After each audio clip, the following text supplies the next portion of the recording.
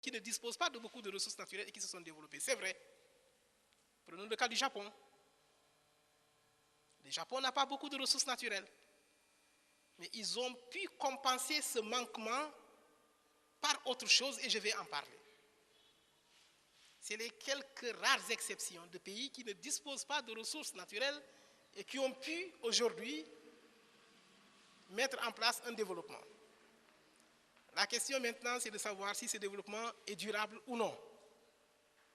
Le développement, oui, parce qu'ils ont aujourd'hui le bien-être, certainement. Mais pour combien de temps, c'est une grosse question.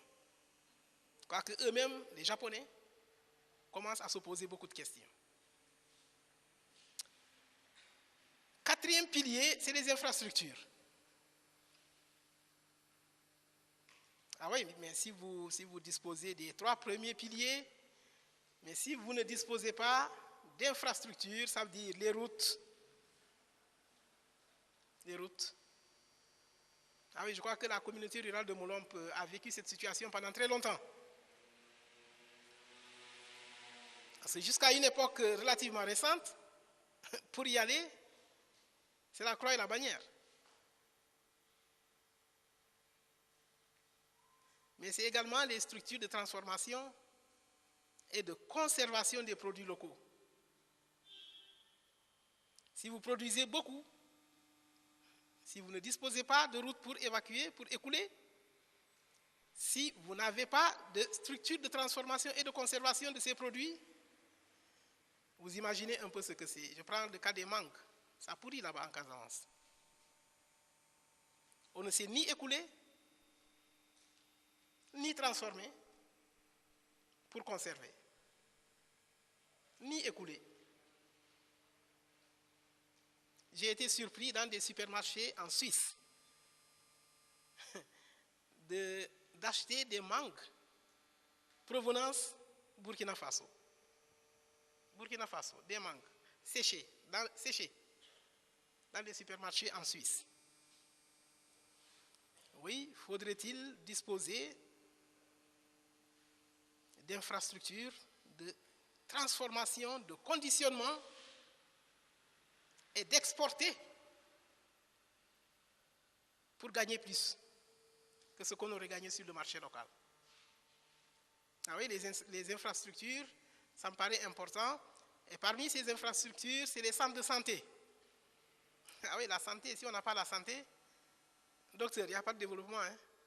S'il n'y a pas la santé là, malade, on ne peut même pas penser développement. Le bien-être là, ceux qui sont dans les hôpitaux, malheureusement, ils ne savent pas ce que c'est que le bien-être. Donc, les infrastructures de santé, c'est important. C'est les ressources humaines. Les ressources humaines de qualité. Les ressources humaines de qualité, c'est important. Ah oui, si vous disposez de tout ce qui est en amont, mais si vous n'avez pas de ressources humaines de qualité, ça ne marche pas non plus. À tous les niveaux, c'est important. Vous voyez, je parlais du Japon tantôt. Le Japon a beaucoup joué sur ce pilier-là. Le Japon ne dispose pas de beaucoup de ressources naturelles, mais c'est ici. Les pays dits émergents qui ont emprunté des raccourcis, c'est sur la base des ressources humaines. Ce n'est pas autre chose. Ça peut compenser. Et c'est pour cela que, mais ici je parlerai du département d'Oussouye. J'allais même dire de la Casamance, qui de ce point de vue, je crois, a fait d'excellents résultats. C'est important.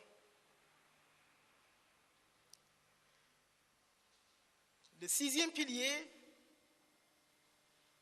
c'est un document de planification au niveau local. C'est ce qu'on appelle le PLD, le plan local de développement. Surtout par rapport à la durabilité.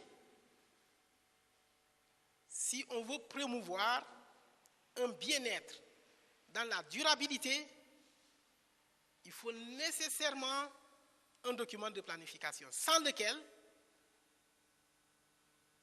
je ne suis pas sûr qu'on puisse prétendre être dans la durabilité, même si à un moment ou à un autre, on donne l'impression que nos communautés sont dans un semblant de bien-être. Ce document, le PLD, en particulier pour une communauté rurale, c'est central. Parce que c'est le document qui dit tout ce qu'il faut faire. Qu'est-ce qui existe? Comment ça doit se gérer? C'est dans ce document que tout ça est dit. Une communauté rurale qui ne dispose pas d'un tel document de planification, je crois que tout ce qui s'y fait, c'est du pilotage à vue. C'est clair. C'est du pilotage à vue.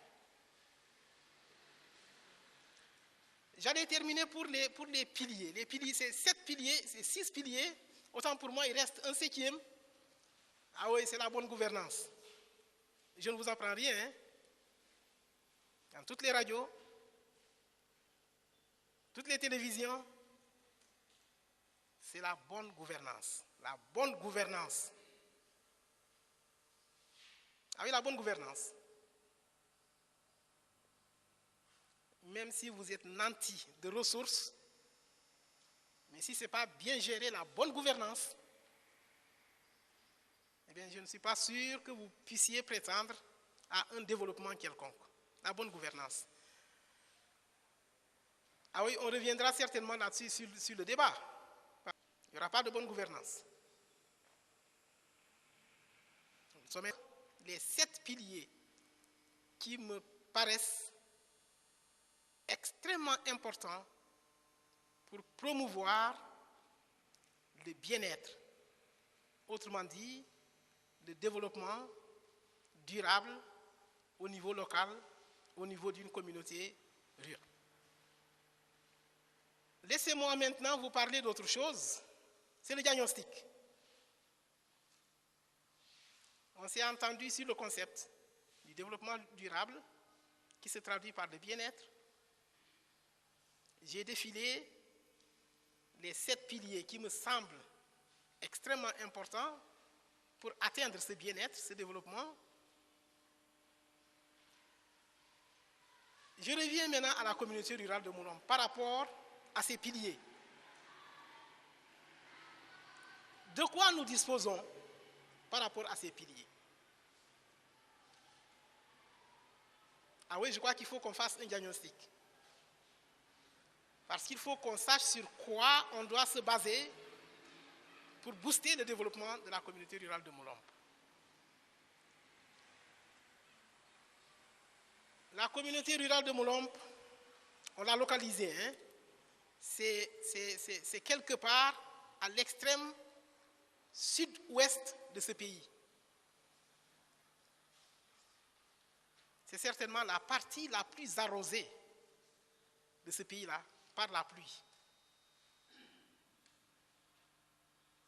La partie la plus arrosée. Donc la nature nous a gâtés. Mais au pire des cas, ça peut descendre jusqu'à 800 mm par an. Au pire des cas. 800 mm. Alors que si vous allez au nord du Sénégal, il y a des coins, le maximum, c'est 200 mm. 200. Nous, on peut aller jusqu'à 1500 mm par an. Ça nous a gâtés. Qu'est-ce qu'elle ne nous a pas donné? S'y ajoute également que du point de vue des eaux souterraines, les nappes, à la fin de la saison sèche, la profondeur de la nappe, quand elle baisse, c'est jusqu'à 14-15 mètres. Je n'ai rien inventé. 14-15 mètres de profondeur. Ça veut dire quoi? Ça veut dire que même par rapport aux eaux souterraines, la nature nous a gâtés. Il y a des endroits où il faut aller jusqu'à 50-60 mètres pour atteindre cette nappe-là. 14-15 mètres. Il y a des endroits même où la nappe affleure. 4-5 mètres, on a la nappe. Donc ça veut dire que, vous voyez, je disais tantôt que, oui, le pilier haut. Le pilier haut. Il y a un potentiel énorme dans cette communauté rurale. On ne devait pas se plaindre.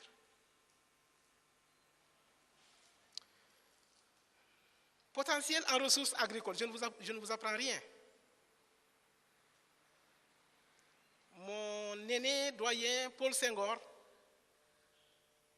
qui est un agronome renommé de ce pays, mais Jean-Pierre est là-bas. Il pourra certainement m'apporter la contradiction. Paul me disait, est-ce que tu sais que nous avons un des meilleurs plateaux rizicoles de ce pays-là? Les rizières. Djokumbu Sinoat, Botilenkin. Igeto, Djokumbu Sinoat, Buri Gilomait, Ugetul, Kajinol, Mulomp, Kanyut, Botilenkin, Buit, Bouyon. Il n'y en a pas beaucoup au Sénégal, hein, comme ça, hein, en dehors de la vallée du Nord, là, et peut-être de la zone de la Nambé. Il n'y en a pas beaucoup comme ça. Hein. Nous avons un excellent plateau rizicole. Le pâturage, ce n'est pas ce qui manque chez nous. Ce n'est pas ce qui manque. Et nous avons la chance d'avoir été la communauté rurale, ou le département, qui brûle le moins au Sénégal. J'ai eu un jeune collègue qui est spécialiste de la télédétection, un excellent géographe, qui est devenu maintenant une référence au plan mondial, et qui une fois m'a dit qu'il a regardé une longue série d'images satellitaires,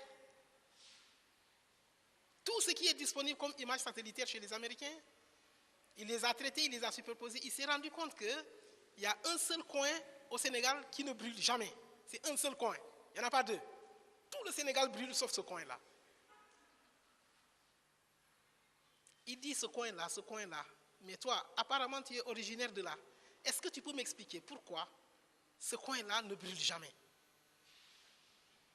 Il dit, je n'ai pas la réponse. Heureusement, mon papa était là. Il a été interviewé, mon papa, qui lui a donné les éléments de réponse parce qu'il devait faire une publication. Et ça a été une publication très cotée au plan international. Ça ne brûle pas. Ça veut dire que le pâturage est là.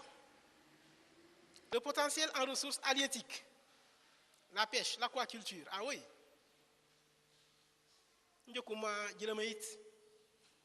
Comme on dit que la limite là, c'est le Kemobel Bolon là, on revient encore jusqu'à Ilenkin. Une belle mangrove. Les ressources devraient être là. Il y a un potentiel énorme qui est là, qu'il faut bien gérer.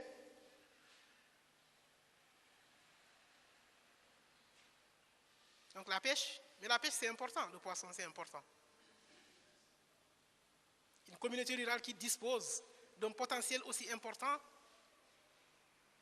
il y en a qui ne sentent même pas la mangrove, ils ne savent même pas ce que c'est que la mangrove. Ah oui, encore là, la nature nous a gâtés.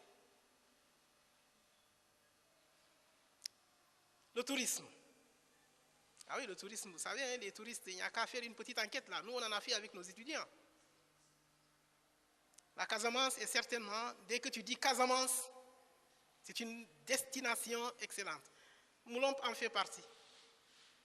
Il y a un potentiel qui est là, qui n'est peut-être pas exploité, mais qui est là. Communauté rurale, les mieux lotis en ressources humaines. Ça, je peux le dire sans me tromper. Encore une fois, Dieu nous a gratifiés de tout ça. Oui, parce que on est dans la zone qui a été très tôt scolarisée par l'introduction des missionnaires. C'est ça aussi notre chance. Ah oui, les cadres ça se compte hein, chez nous, il y en a beaucoup. Et dans tous les domaines. Je ne prendrai que le cas de la santé. Il y a quelques années, docteur Serge, on a essayé de faire le point. Mais ça, on avait dit le département d'Oussouye. Ah oui, mais le nombre de médecins dans les différentes spécialités de la médecine, c'était impressionnant. Tout compte fait, on devait sortir parmi les premiers dans ce pays-là. Je ne prends que le cas du secteur de la santé. Je ne parle même pas des autres secteurs du développement. Donc encore là, une fois, on est gâté. Ah oui, on a plein d'étudiants. Hein? La génération montante là, c'est une fierté. Les étudiants de chez nous, c'est une fierté. Ça, je suis certainement la personne la mieux placée pour le dire. Louons Dieu. Louons Dieu pour que ça aille de l'avant. Il y a un potentiel qui est là. Qu'il faut pousser. Il faut les pousser au sommet. Parce que la bataille de demain se situe là. Ah oui, quand vous n'avez pas de cadre, là où se prennent les décisions, vous n'êtes pas là. Et si vous n'êtes pas là où les gens prennent les décisions, mais on les prend sans vous, et après vous vous plaignez. Ah oui, battons-nous pour être au sommet. Le cas de Casa Santé est là. Nous avons nos jeunes d'Espagne qui nous empêchent maintenant de dormir. Docteur, ah oui, je vais t'interpeller. Pas plus qu'hier, ils m'ont appelé en me disant, on se bat, on a pu recueillir beaucoup de médicaments, beaucoup d'équipements pour l'hôpital d'Oussouye. Il est question maintenant d'acheminer ce lot de médicaments et ces équipements pour l'hôpital d'Oussouye. On ne dort pas.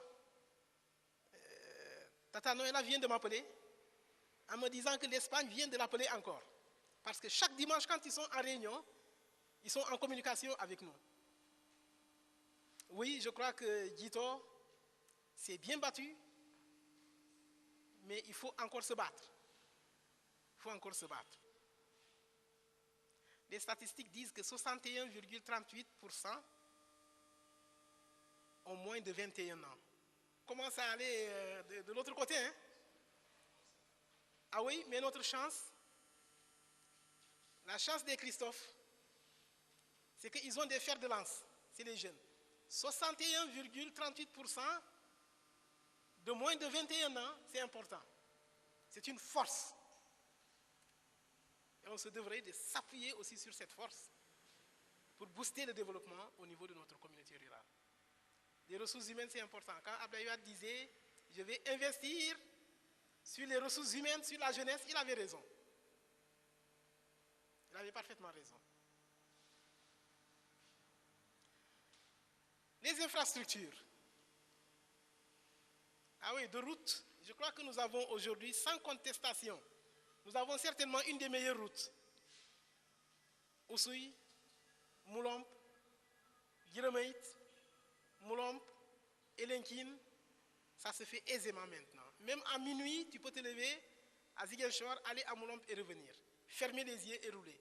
J'ai vécu cette expérience cette année. Il faut s'en féliciter parce que ce n'est pas dire que rien n'a été fait, non. Je veux faire ce diagnostic sans complaisance. Du point de vue des infrastructures routières, je crois qu'il faut s'en féliciter déjà de cette belle route qui va contribuer fortement, qui a déjà contribué, j'allais dire, au désenclavement de cette communauté rurale.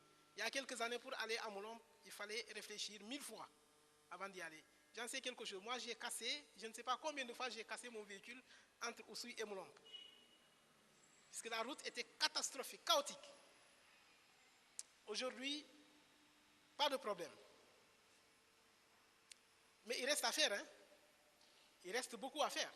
Et on va revenir à ça après. Centre de formation. Oui. Moulomp a eu la chance d'avoir un centre de formation, Dikendong. Kikendong, c'est un centre de formation dans le domaine agricole au sens large. Oui, beaucoup de communautés rurales n'ont pas disposé de tels centres. C'est important. Centre de santé, centre de formation agricole, je crois qu'il faut féliciter les missionnaires, les sœurs, les prêtres, qui ont eu cette idée géniale de s'investir dans le développement. Ce n'est pas que la religion. D'autres communautés rurales auraient souhaité avoir ça. Ah oui, la sœur a géré beaucoup de cas, qu'on le veuille ou non, localement. Ça également, ça a été notre chance, cette communauté rurale de Molombe, qui est très chanceuse, j'allais dire. Ah oui, le potentiel en coopération décentralisée, j'en parlais tantôt, hein, les expatriés. Nous avons une forte communauté dans tous les pays du Nord,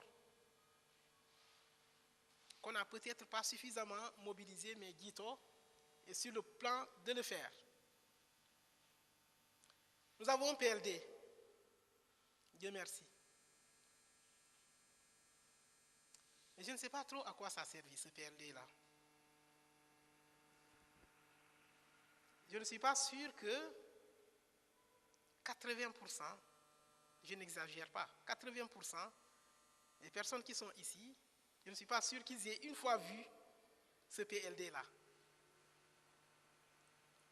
Ceux qui l'ont lu de bout en bout, je suis sûr que ça ne fait pas 5% dans cette salle-là, ou même dans la communauté rurale. Ah oui, on a disposé d'un des meilleurs PLD.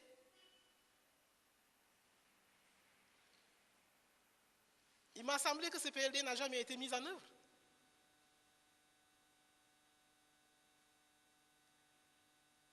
Ah, qu'est-ce qu'il faut faire?